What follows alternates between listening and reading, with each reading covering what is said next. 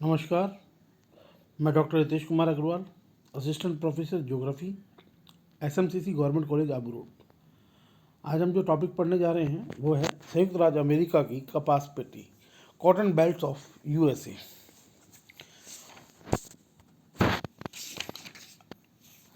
संयुक्त राज्य अमेरिका में कपास क्षेत्रों का विस्तार देश के दक्षिणी पूर्वी हिस्सों में उन भागों में है जो कपास उत्पादन के लिए आदर्श भौगोलिक दशाएं रखते हैं।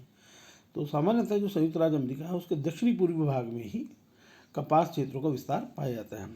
पश्चिम में ओजार्क तथा पूर्व में अपलेशियन क्रम के दक्षिण उच्च प्रदेशों के मध्य एक ऐसा भाग है जो धरातलीय दृष्टि से समतल है तथा जिसमें टर्शरी व क्रेटेशियन युगीन अपेक्षाकृत नवीन परतदार जमाव हैं।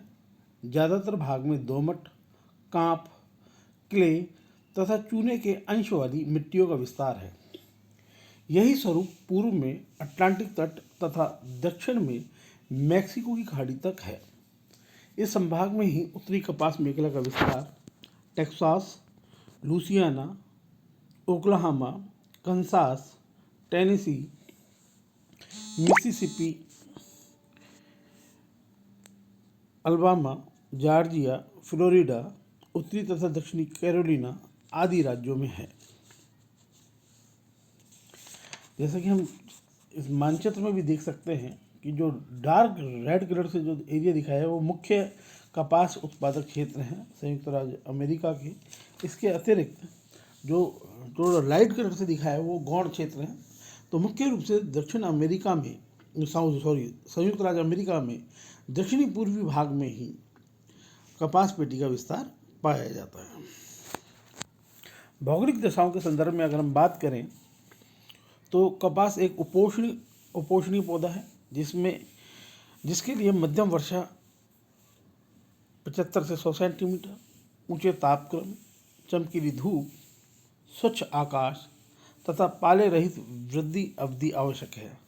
पाला इसका सबसे बड़ा दुश्मन है। संयुक्त राज्य अमेरिका में इस कपास मेखला में लगभग 200 दिन पाले रहित होते हैं।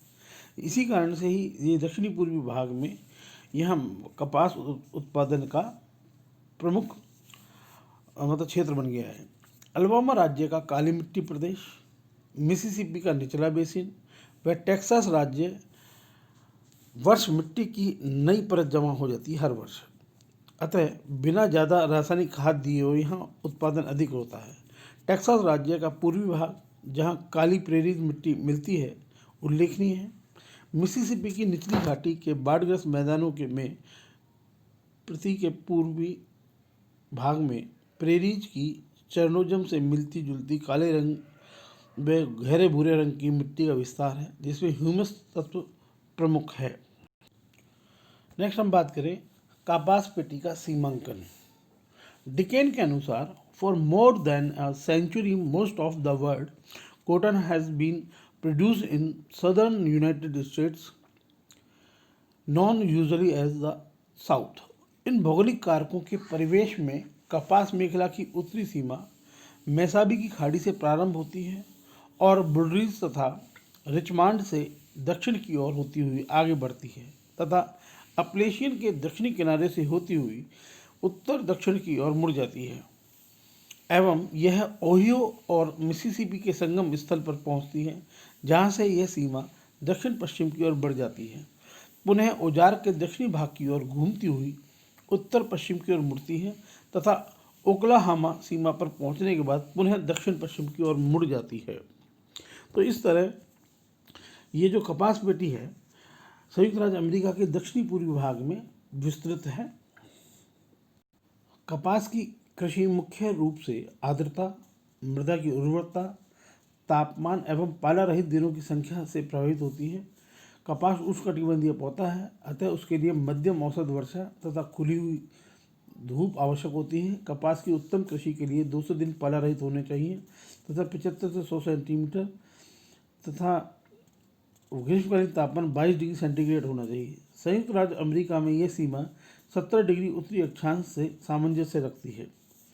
दक्षिण संयुक्त राज्य अमेरिका में मैक्सिको की खाड़ी तटीय प्रदेश में 150 सेंटीमीटर से अधिक वर्षा होती है। अधिक वर्षा के लिए कपास हानिकारक है, अतः 100 सेंटीमीटर से अधिक वर्षा होती है वहाँ ही खेती नहीं की जा सकती। इस प्रकार दक्षिण सीमा निश्चित नहीं है। प्रतिवर्ष मौसमी परिवर्तन के कारण कपास मेखला में फैलाव व संकुचन होता रहता है। नेक्स्ट हम बात करें कपास का स्थानिक वितरण। कपास के स्थानिक वितरण के बारे में अगर हम बात करें तो कपास के मुख्य जो उत्पादक क्षेत्र हैं वो निम्न 5 उत्पादक क्षेत्र हैं। मिसिसिपी घाटी, नंबर 2 उत्तरी दक्षिणी कैरोलिना का अंतर पर्वतीय प्रदेश, टेक्सास का ब्लैक प्रेरी प्रदेश, उत्तरी पश्चिमी टेक्सास का रेड प्रेरी प्रदेश और लास्ट और 5वां जो है टेक्सास का तटीय मैदान प्रदेश। नेक्स्ट हम बात करें संयुक्त राज्य अमेरिका में वर्तमान में कपास मेखला को 3 परंपरागत प्रदेशों में विभक्त करते हैं। पहला है पूर्वी प्रदेश, ईस्टर्न रीजन। इसमें उत्तरी व दक्षिणी कैरोलिना, जॉर्जिया एवं अल्बामा को सम्मिलित किया जाता है। इस पूरे क्षेत्र में भी कपास के उत्पादन में गिरावट आई है। द्वितीय विश्व युद्ध के पहले यहाँ पूरे देश का लगभग 27% कपास उत्पादन होता था। 1967 में ये उत्पादन घटकर केवल 9% रह गया।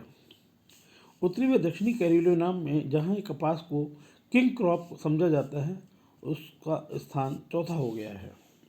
नंबर 2 है पश्चिमी प्रदेश, वेस्टर्न रीजन। इसके अंतर्गत टेक्सास, ओक्लाहोमा, एरिजोना, कैलिफोर्निया तथा न्यू मैक्सिको को सम्मिलित किया जाता है। वर्तमान में यह क्षेत्र सबसे विकसित क्षेत्र है। 1945 तक इस क्षेत्र में देश की 30% कपास उत्पन्न होती थी, जो 1967 में बढ़कर 40% हो गई। इसका मुख्य कारण टेक्सास के पश्चिमी भाग में सिंचाई की सुविधा की उपलब्धता है। वर्तमान में यह क्षेत्र सबसे विकसित क्षेत्र है। इसका मुख्य कारण टेक्सास के पश्चिमी भाग में सिंचाई सुविधा उपलब्ध होना। पश्चिमी टेक्सास में कपास की भूमि विस्तार किया जा रहा है। नंबर 3 है दक्षिणी प्रदेश, सदर्न रीजन। इसके अंतर्गत लुसियाना, टेनेसी, अरकानसास तथा मिसिसिपी राज्यों को सम्मिलित करते हैं। इस क्षेत्र का मेम्फिस नगर कपास की सबसे बड़ी मंडी है। यहाँ कपास फाउंडेशन और राष्ट्रीय कपास काउंसिल के कार्यालय स्थित हैं। संयुक्त राज्य में कपास उत्पादक क्षेत्र मुख्यतः दक्षिणी राज्यों में ही सीमित है, क्योंकि इन भागों में जलवायु कपास उत्पादन के लिए आदर्श है।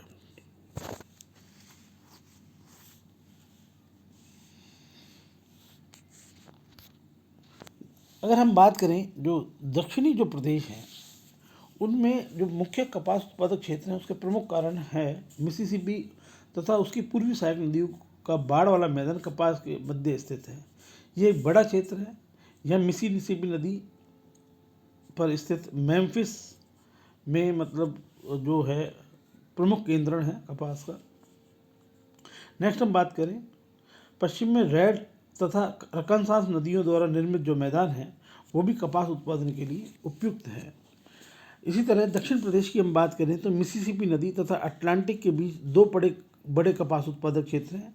इनमें एक पीडमांट पठार के निकट बुलरीज दक्षिणी पूर्वी भाग में तथा कुछ अनेक ब्लैक बरियर नदी और टेनेसी नदी के मध्य स्थित हैं।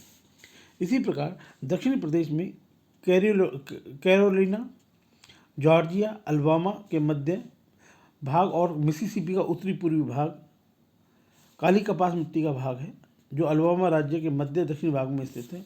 यह भी एक प्रमुख कपास उत्पादक क्षेत्र है। इसी प्रकार दक्षिणी प्रदेश में सी आइलैंड कपास जॉर्जिया तथा कैरोलिना के समुद्री तटीय द्वीपों और तटवर्ती क्षेत्र में पैदा की जाती है। कैलिफोर्निया की इंपीरियल घाटी, एरिजोना में साल्ट नदी घाटी तथा कैलिफोर्निया की मध्य घाटी में भी कपास पैदा की जाती है। इंपीरियल घाटी के अतिरिक्त मैक्सिको में लेगुमा क्षेत्र में लंबे रेशे वाली कपास पैदा की जाती है। तो एक तरह से मुख्य रूप से जो कपास मेखला है संयुक्त राज्य अमेरिका की दक्षिण प्रदेश में ज़्यादा विस्तृत है और यही सबसे महत्वपूर्ण परंपरागत प्रदेश है।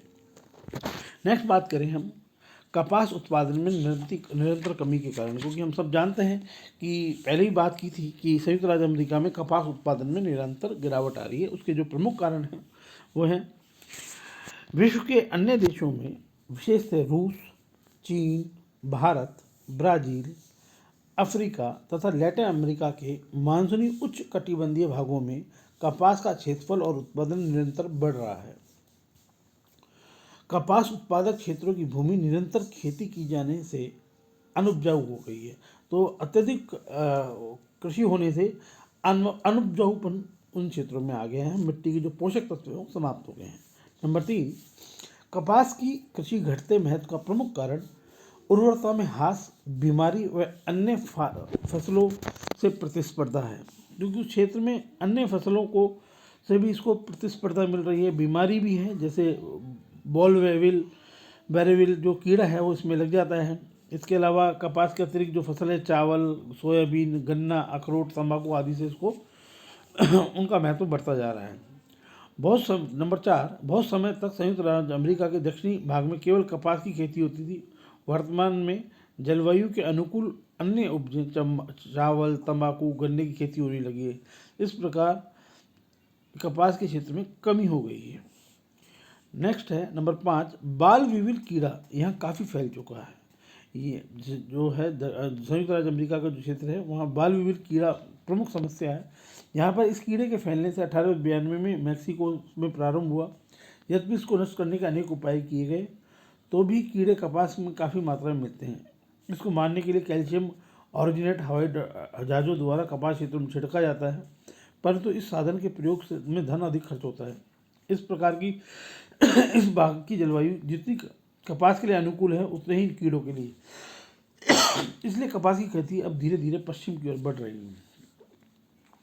यहाँ कपास की खेती निग्रो लोग करते हैं, परंतु अब ये लोग कला कौशल वाले क्षेत्रों में काम करने लग गए हैं, अतः कपास के क्षेत्रों में मजदूरों की कमी भी आने लगी है। धन्यवाद, थैंक यू।